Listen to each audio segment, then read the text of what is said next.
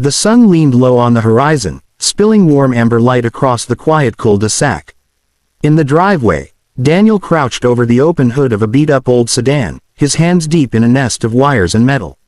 Sweat rolled down his temples, mixing with the smudges of oil already streaking his skin. The car coughed and rattled as he turned a wrench, refusing to yield to his efforts.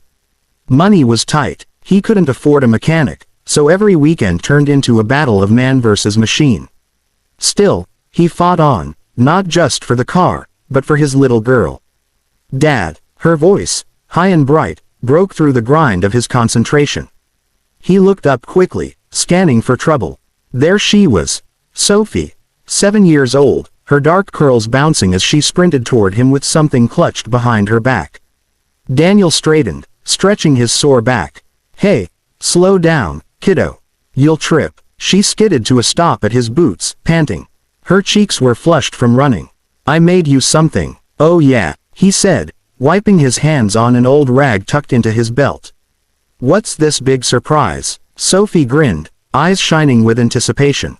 With a dramatic sweep, she pulled the paper out from behind her back and held it up. It was a drawing, scribbled in crayon on a wrinkled sheet. Daniel leaned closer. 2 stick figures stood beside a car, one tall with messy hair, one small with wild curls.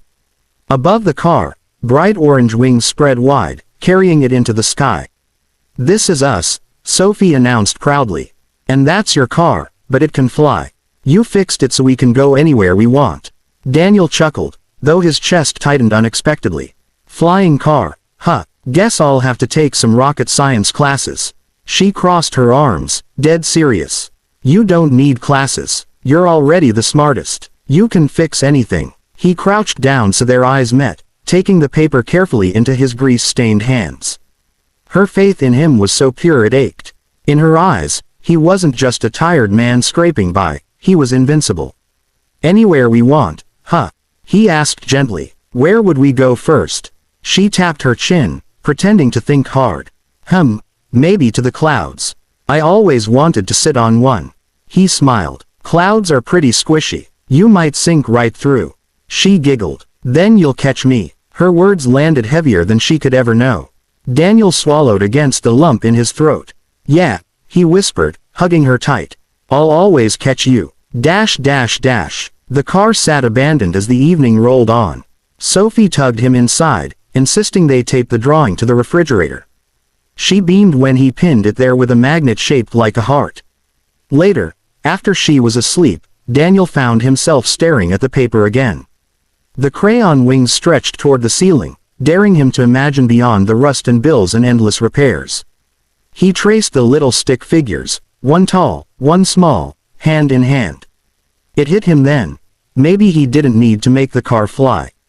Maybe the simple act of showing up every day, of being present, of holding on tight to her, was miracle enough. The next morning, Sophie came skipping into the kitchen to find her dad already at the stove flipping pancakes. The drawing still hung proudly on the fridge. "Morning, kiddo," he said, sliding a pancake onto her plate. She climbed onto her chair, grinning. "When are we going to fly, Dad?" Daniel leaned against the counter, smiling softly.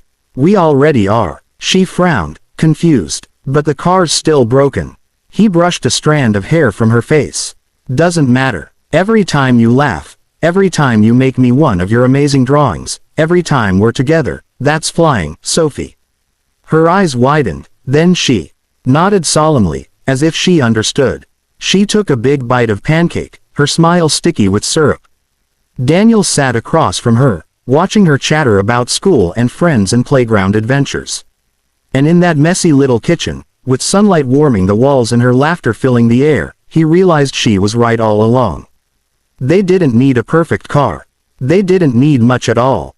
Because together, they already had wings. The late afternoon sun draped the small backyard in a golden haze. Daniel lay on his back beneath the car, a wrench gripped in his calloused hand, his shirt sticking to him with sweat. The old sedan was his constant frustration, a beast that refused to die but demanded endless attention. He worked with quiet determination, lost in the familiar rhythm of metal and grease. Then he heard it. "Dad." The voice wasn't playful, it wasn't curious, it was sharp with panic. Daniel slid out from under the car so fast he scraped his shoulder. His daughter, Lily, stood a few feet away, her chest heaving, her eyes wide. "What is it?" he asked, tossing the wrench aside, instantly alert. She grabbed his arm with trembling fingers. There's a man." "What man?" His voice was calm, but inside his heart thundered. "By the fence," she whispered, pointing with a shaking hand. "He was looking at me." Daniel straightened, scanning the yard. His gaze swept across the wooden fence that separated their small patch of grass from the alley. For a moment, nothing moved. Then, near the far corner, a shadow shifted, long legs retreating, the faint crunch of gravel. Every muscle in Daniel's body tightened. He stepped forward, placing himself between his daughter and the fence. The figure slipped away quickly, vanishing into the alley. Whoever it was, they were gone now. But the image of someone standing there, watching, sank cold into his gut. "Stay here," he murmured. But Lily clung harder to his shirt. "No, don't go over there." He crouched to her level, brushing a curl from her damp forehead. She was pale, her little hands clutching at him like lifelines. He forced a steady smile, though fear coiled in his chest. "Okay," he said softly. "I won't go. You're safe with me." Her lip quivered. Promise, he said firmly. He scooped her up into his arms, feeling her small frame tremble against him. That night, long after Lily had fallen asleep in her bed, Daniel sat in the living room with the lights dimmed. The television flickered, muted. He wasn't watching it. His eyes kept darting toward the window, toward the faint outline of the fence outside. He couldn't shake the image of that shadow. The way Lily's voice cracked when she said he was looking at me. Was it just a drifter?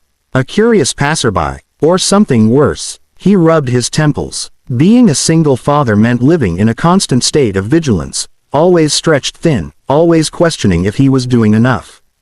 Tonight, the weight felt unbearable. In the quiet, he heard a rustle.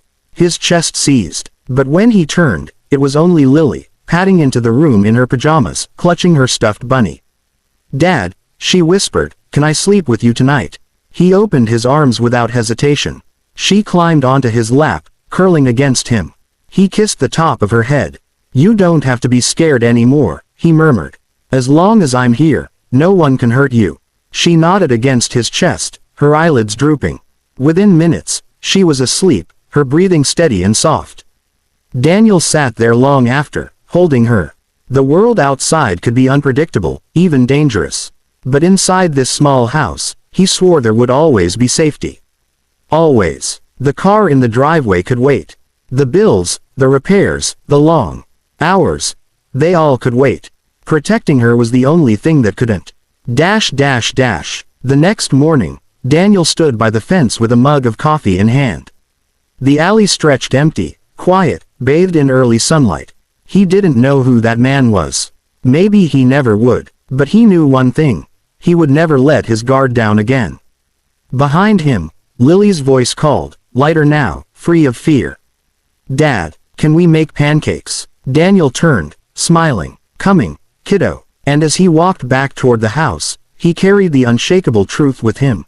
The world might have shadows, but his daughter would never face them alone. The air smelled of motor oil and sun-warmed metal.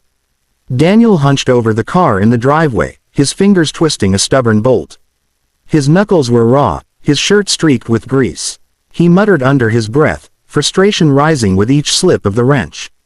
Behind him, the sound of sneakers scuffing on concrete echoed. Then a familiar voice broke in. "Dad." He glanced over his shoulder.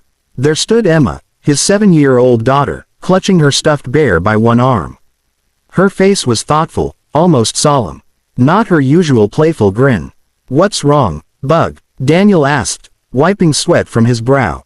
She tilted her head. "Why don't I have a mom like the other kids?" The question hit him like a blow. His hands froze, the wrench slipping from his grasp with a dull clang against the driveway. For a moment, all he could hear was the cicadas humming in the trees. He turned slowly, crouching down so his eyes met hers. "What makes you ask that?" "At school," she said, fiddling with the bear's ear, "everyone was talking about their moms. What they cook, or how they braid their hair. And then they asked me what my mom does." I didn't know what to say. Her voice wavered at the edges. Daniel swallowed hard. He'd dreaded this moment for years, knowing it would come but never ready. How could he explain? How could he answer without breaking her heart, or his own? He reached out, brushing a curl from her cheek. Emma, listen to me. Families come in all different shapes. Some have a mom and a dad. Some have just a mom. Some have 2 moms or 2 dads. And some, like us, just have a dad. She frowned. But, isn't something missing? Daniel's throat tightened. He wanted to say yes. He wanted to admit that sometimes, late at night, when the house was quiet and he was bone-tired from work, he felt the absence like a hollow ache. But looking into her wide, searching eyes, he couldn't let her carry that weight. Not a thing, he said firmly. She hesitated, studying him. Really, he said, his voice softening. Because you and me, we're a team, and teams don't need to look like everyone else's to win. Her shoulders relaxed a little. So we're not weird. Daniel smiled, though his eyes stung. No, Bug, we're perfect. Emma's expression brightened. She reached into her pocket and pulled out a small, wilted flower she'd picked from the yard. Then this is for our perfect team. He laughed, though his chest felt heavy with love and pain all at once. He took the flower, tucking it behind his ear like a crown.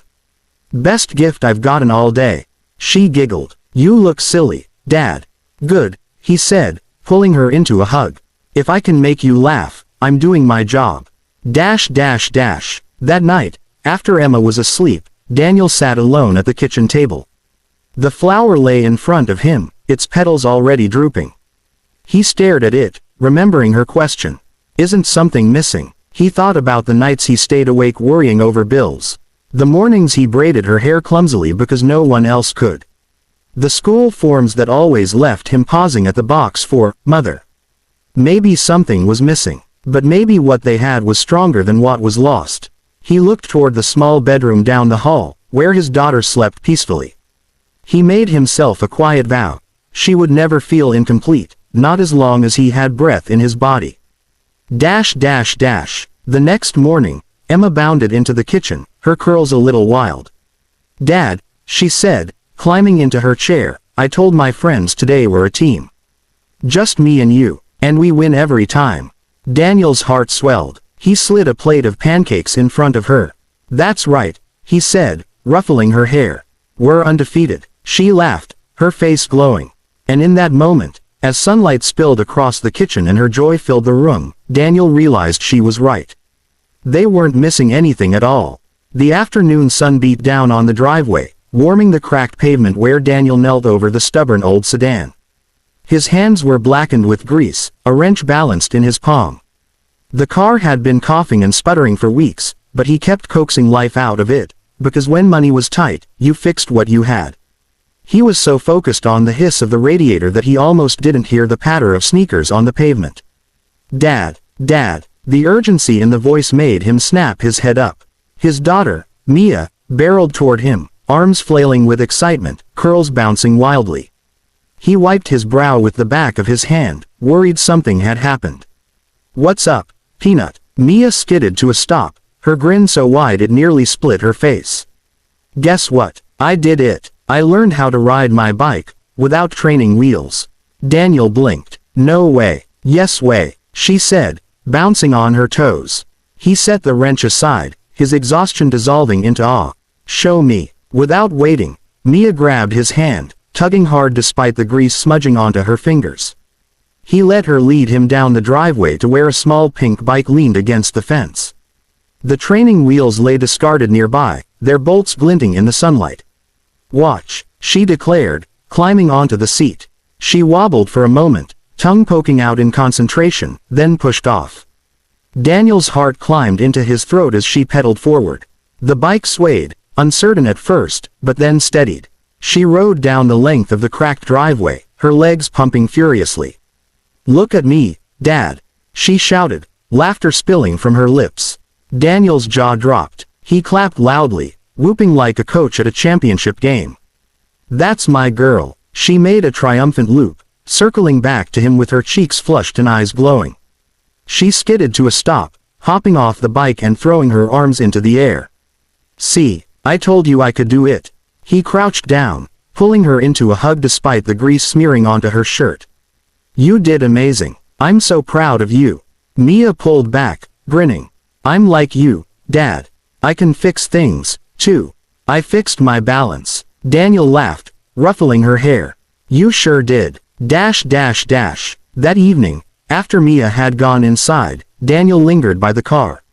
His muscles ached, and the sedan looked no closer to starting. But for the first time in weeks, he didn't feel defeated. The bike leaned against the fence, its pink frame shining in the twilight. It hit him then. She didn't need him to give her a perfect life. She needed him to cheer when she pedaled, to catch her when she fell, to show up every single time. The car could wait. He wiped his hands on a rag, then followed Mia inside. She was already at the table, scribbling in her notebook.